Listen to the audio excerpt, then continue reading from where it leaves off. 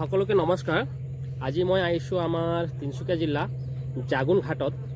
এই জাগুন ঘাটৰ কাৰণে আমাৰ পেংগেৰিবাসী, বৰডুমচাবাসী, আমাৰ ফিলাবাৰীবাসী আৰু জাগুনৰ পৰা এইফালে কথাচামা অহা, কথাচামাৰ পৰা জাগুন যোৱাৰ কাৰণে যিমান অসুবিধা হৈ আছিলে দলং নথকাৰ কাৰণে মই অসম চৰকাৰ আৰু লগতে ভাৰত চৰকাৰক ধন্যবাদ দিব বিচাৰিছোঁ। এতিয়া আমাৰ ইয়াত ব্ৰিজ বনি আছে।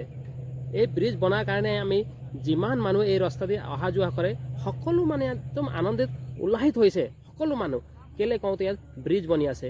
দৈনিক ইয়াত এটা ঘাট আছে, মই ঘাটটো আপোনাক দেখাই আছোঁ। ইয়াত চোৱাত ইয়াত এটা ঘাট আছে, এইটো অসম ঘাট বুলি কয়। আৰু সেইফালে এটা ঘাট আছে, এইটো অৰুণাচল ঘাট হয়। এইটো দেখি আছে আপুনি চক বোট, এইটো নদী হয়, এইটো বুৰিডিং নদী হয়। এই ঘাটেদি দৈনিক হাজাৰ হাজাৰ মানুহ এফালে পৰা এফালে অহা যোৱা কৰে। যেনে সেইফালে পৰা কথাচামা, এইফালে জাগুন, এইফালে জাগুনৰ পৰা এইফালে বৰডুমচা, অৰুণাচল সেইফালে যাব পাৰে, পেংগেৰি, ফিলাবাৰী। কিন্তু এতিয়া সকলো কাৰণে একদম ভাল হৈছে। এতিয়া ব্ৰিজ এটা বনি আছে, এইটো চক ব্ৰিজটো দেখিলে না কিমান ধুনীয়াকৈ ব্ৰিজ বনি আছে।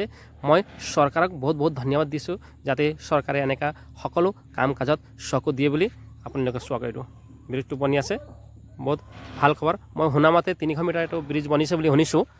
কেইদিনমান দীঘল হয় মই এইটো নাজানো। সেইফালেও এইটো খুঁটাটো লগাই আছে, এনেকৈ চোৱাক।